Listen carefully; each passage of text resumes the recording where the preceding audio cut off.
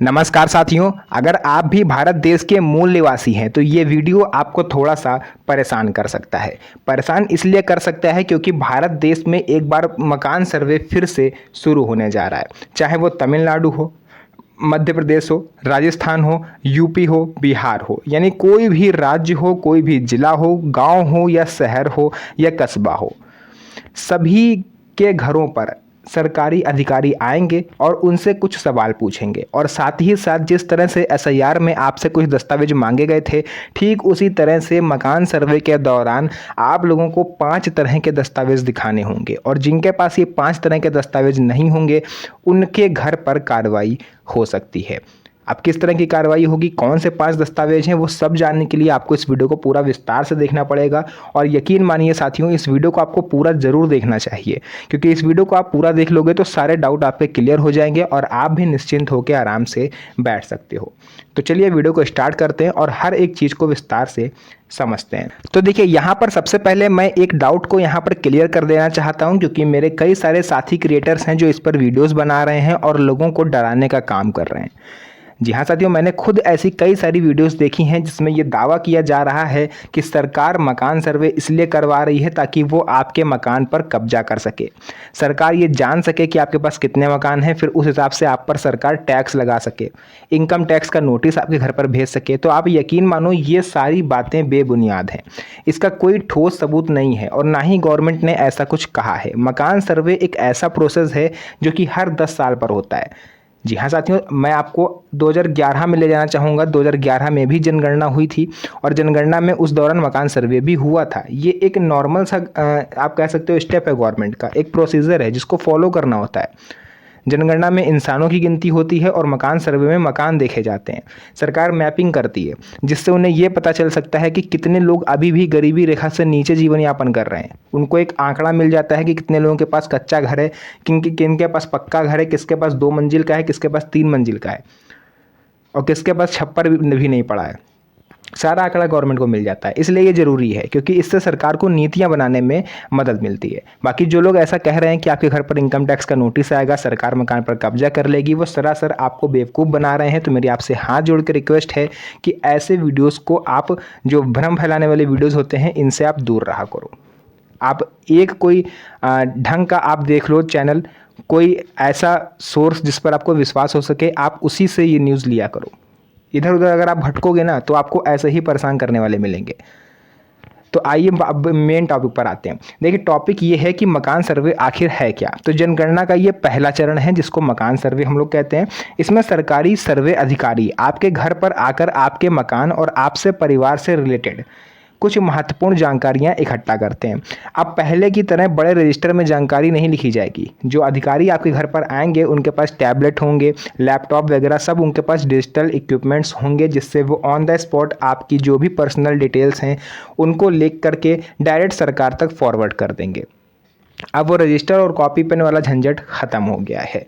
सर्वे के दौरान कौन कौन से सवाल आपसे पूछे जाएंगे वो आप सबसे पहले जान लीजिए। और यहाँ पर देखिए, घर की महिलाओं को ये जानना बेहद ज़रूरी है क्योंकि हमारे भारत देश में देखिए ये प्रथा है कि महिलाएं बाहर काम पर नहीं जाती हैं। अधिकतर महिलाएं, कुछ एक को छोड़ करके, पुरुष बाहर काम पर जाते हैं, महिला घर संभालती हैं। तो ऐसे में 95% तक चांसेस हैं कि जो सर्वे अधिकारी आपके घर पर आएंगे तो महिला ही घर पर मिलेंगी, पुरुष शायद ही मिलें। तो महिला घर पर मिलेंगी तो ये चीज़ भी देखिए, सभी लोग जानते हैं कि हड़बड़ाहट में महिलाओं से गलती हो जाती है। मैं सभी महिलाओं की बात नहीं कर रहा, बट 80 to 90% महिलाएं ऐसी हैं जो सरकारी अधिकारियों को देखेंगी, 4-5 लोग होंगे, हाथ में टैबलेट वगैरह लिए होंगे, स्मार्टफोन वगैरह, लैपटॉप वगैरह, कॉपी पेन, तो थोड़ा सा नर्वस हो जाती हैं। उस नर्वसनेस के चलते कई बार गलत जानकारियाँ दे देती हैं या फिर झूठ बोल देती हैं। तो अगर ये गलती देखिए आप क्यों कोई कर देता है या कोई महिला कर देती है तो फिर आप मुसीबत में पड़ सकते हो। इसलिए अपने घर की महिलाओं के साथ इस वीडियो को शेयर करिए, हो सके तो साथ में बैठ के देखिए ताकि उन्हें भी और आपको भी इन चीज़ के बारे में पता चल सके। तो देखिए, बात करते हैं कि कौन कौन से ऐसे सवाल हैं जो आपसे पूछे जाएंगे। देखिए, सवाल आपसे पूछे जाएंगे कि सबसे पहले मकान किसके नाम पर है। पुरुष के नाम पर है, महिला के नाम पर है, माता जी के नाम पर है, घर की बहू के नाम पर है, बेटे के नाम पर है, मकान किसके नाम पर है। इसके बाद परिवार का मुखिया कौन है, यानी घर में सबसे बुजुर्ग व्यक्ति। परिवार में कितने सदस्य रहते हैं, 4, 6, 7, और उसमें से कितने पढ़े लिखे हैं, कितने लोग बाहर नौकरी करते हैं, कितने लोग यहीं लोकल जॉब करते हैं, प्राइवेट जॉब में क्या करते हैं, अगर खुद का धंधा पानी है तो क्या है, दुकान खोले हैं, किस चीज़ की दुकान है, सब कुछ।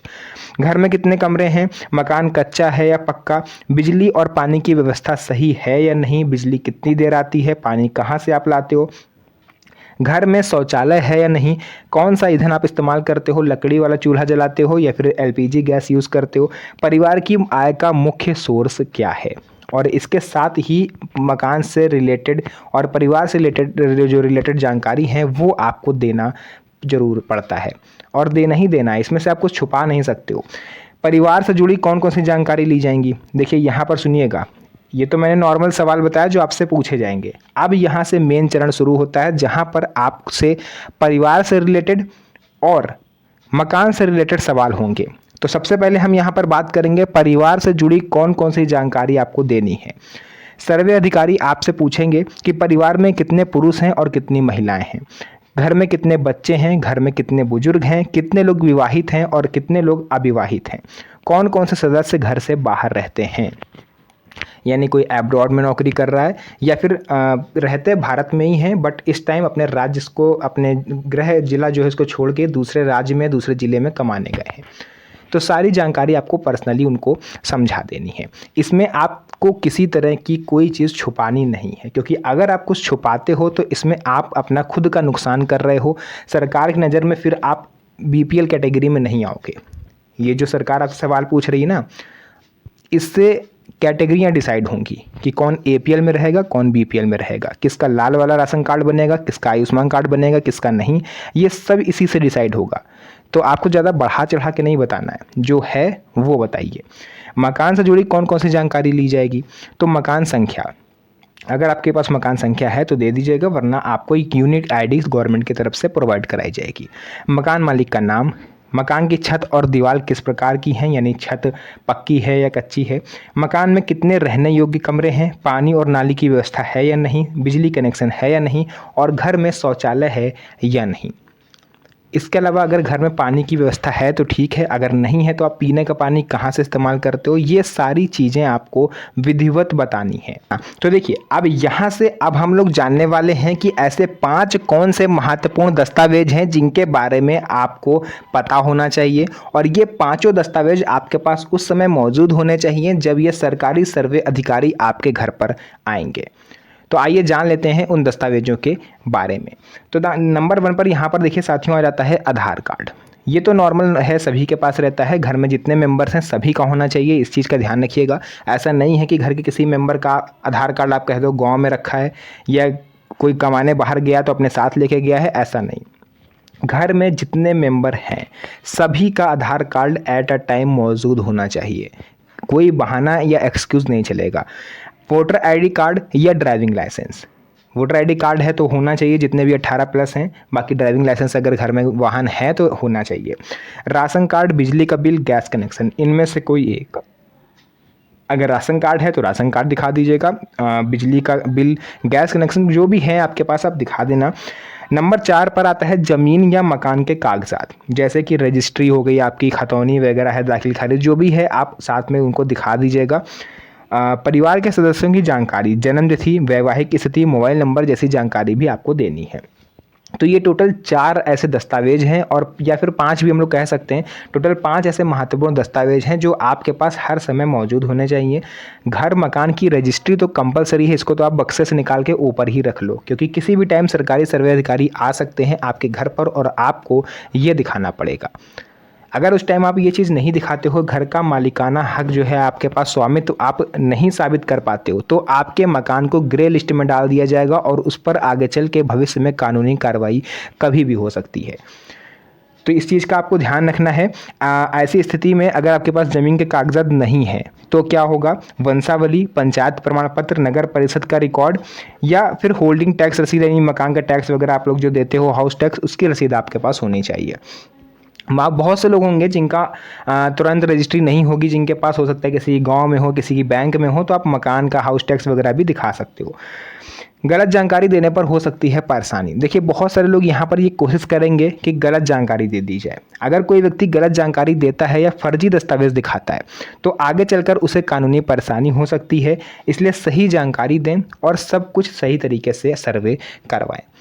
तो ये तो हो गई पूरी महत्वपूर्ण जानकारी। अब उससे भी महत्वपूर्ण एक और चीज़ है, फर्जी सरकारी सर्वे अधिकारियों से सावधान रहें, क्योंकि इस टाइम इसको लेकर के काफ़ी गिरोह सक्रिय हो गए जो आई कार्ड वगैरह डाल के आपके घर पर आएंगे और खुद को सरकारी सर्वे अधिकारी बताएंगे और आपके घर के अंदर इंटर कर जाते हैं, हर कमरे में घूमते हैं, ये क्या है, ये क्या है, सब पूछते हैं। तो ऐसे लोगों से आपको सावधान रहना है, क्योंकि जो सरकारी सर्वे अधिकारी आएंगे सबसे पहले तो आपको उनसे उनका आईडी कार्ड मांगना है।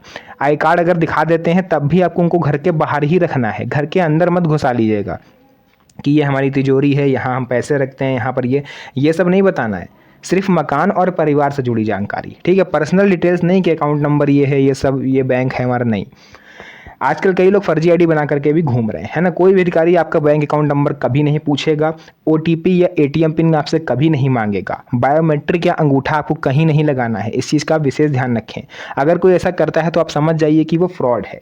सर्वे अधिकारी आने पर क्या करें, घर पर कोई जानकार व्यक्ति मौजूद रखें, सभी दस्तावेज तैयार रखें। अगर आपके घर पर उस समय कोई जिम्मेदार व्यक्ति नहीं है तो आस पड़ोस रिश्तेदार किसी को आप बुला लीजिए, अगर संभव हो तब जाके उनसे बात करिए, क्योंकि ऐसे फर्जी लोग भी इस समय बहुत घूम रहे हैं। तो ये थी महत्वपूर्ण जानकारी जो मुझे लगा आप लोग के साथ शेयर करना बेहद ज़रूरी है।